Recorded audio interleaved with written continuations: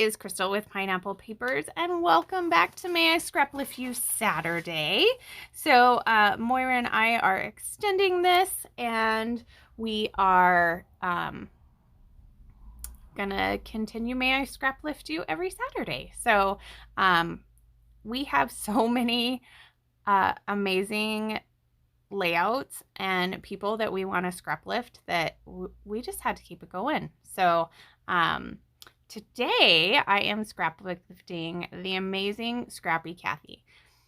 I absolutely love every layout that she has ever put out, and honestly I'm a little intimidated to scrap lift her. I know that sounds crazy, but you know, there's just some people and you're like, oh my gosh, I'm scrap lifting. Am I going to even give it justice? So I'm like, okay, I can do this. I can scrap lift. And honestly, I went with something that didn't have a ton of her gorgeous mixed media because I feel like I couldn't do it. Like, mine would just look like a hot mess. So I went with this one, which I feel like is a little bit more my style. So I love the torn edge, and I dug into my garden party for this, and it's that beautiful black and white text, and then on the back is that amazing floral. Like, that is just amazing. And then instead of doing it white, since mine's a little more opposite, so mine's bolder as my little one, and then my other side is a little more muted. So what I absolutely loved, and I don't know why I have never done this before, is in her inspiration, her torn piece isn't just torn. It's like rolled back so you can see the other side of the paper. And with this paper, it's such a huge contrast with that black. It's just stunning. I absolutely love the way that looks. And I'm definitely going to be doing that more often with my torn papers. So I feel like I got the base down. So now I am going to work on my photo. The photo is Christopher and I, and we are in front of the silos. Julianne took the picture. She did a great job. Super exciting. And I dug into my scrap bin. So I am using my April Hip Kit Club, but I don't have a ton of pieces that I want to go on this, so I did have to supplement. So like the papers I pulled from papers that I had bought, but it's still garden party. And I think I will pull in my sticker sheet and the chipboard as well. But running low on papers, and I have a hard time cutting into 12 by 12 papers. I don't know if that's you, but you're like, ooh, that could be a good background. Like, that is my dilemma all the time.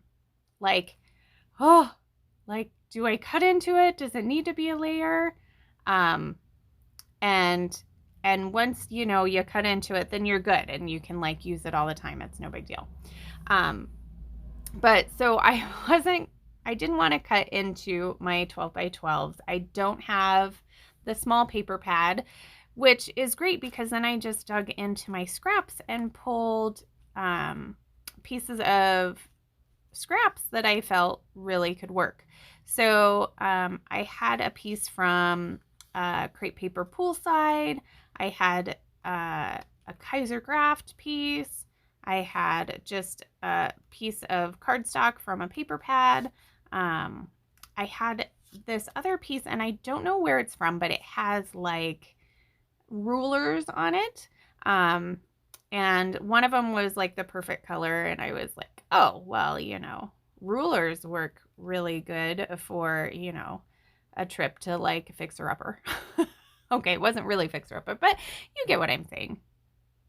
So I have all those layers done, and I'm looking, and I was like, oh my gosh, she has tissue paper as one of her layers. And I am totally addicted to tissue paper. I love tissue paper. And I love that the hip kit gives you a different tissue paper every month. So I'm really, not that I don't have enough tissue paper, but I'm really building up my tissue paper stash. And I'm not sure when this dark green came, but so I decided to ruffle up a piece of that and just put it on one side. And then I had a little scrap left, so I thought, you know what, I'm gonna take that and I'm gonna put that down at the bottom, and that's gonna be the beginning of that bottom cluster that Kathy has. So I just did a line of tape and then started at one end and then just kind of ruffled it up on the way to the other side. And I figured that was a really good start to that cluster. So I have these puffy stickers and I'm trying to decide what I'm going to do as a title. I guess they're kind of puffy. I don't know how to describe them. They feel great though. I like to touch them. So I decide to use the good. And then there wasn't really another word that I felt like was going to work out. So I will have to go into my stash and get some tiny tile stickers. And I'll do that a little bit later. I did dig into my chipboard for this collection and the 6x12 sticker sheet for this collection as well. So I'm going to pull that big floral. She has a bunch of florals on her layout, so I did want to stick kind of with that florally garden theme. And so I went with that big chipboard one at the bottom.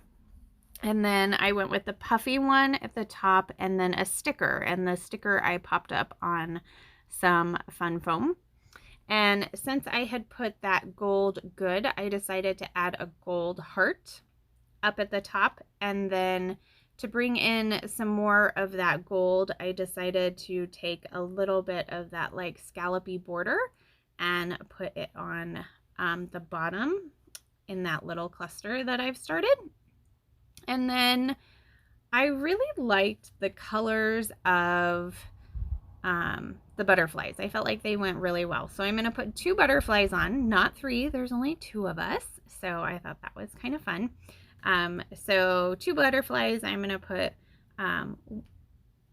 one in the lower right-hand corner and then one in that upper cluster. And then I really wanted to use this chipboard piece that says together, and I just couldn't make it work.